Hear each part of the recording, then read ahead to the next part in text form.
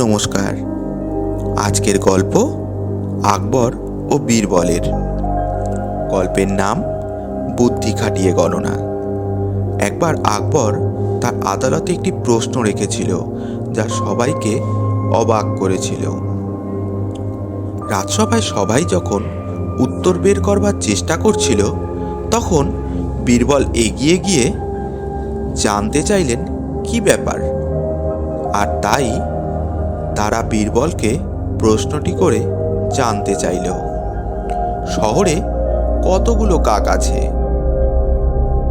বীরবল সঙ্গে সঙ্গেই হাস্যবদনে আকবরের কাছে গিয়ে ঘোষণা করলেন যে তার প্রশ্নের উত্তর হল 21,523টি কাক আছে গোটা শহরে।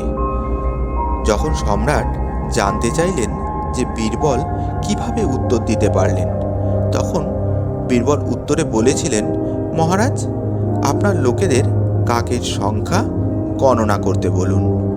যদি কাক আরও বেশি থাকে তাহলে শহরের বাইরে থেকে কাকেদের আত্মীয়রা তাদের সঙ্গে দেখা করতে এসেছে, আর যদি কম থাকে তাহলে কাকেরা শহরের বাইরে তাদের আত্মীয় স্বজনের সঙ্গে দেখা করতে গেছে।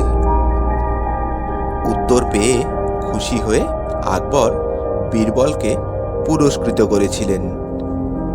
গল্পের নীতি কথা: প্রত্যেক উত্তরেরই একটি সঠিক ব্যাখ্যা থাকা প্রয়োজন। নমস্কার।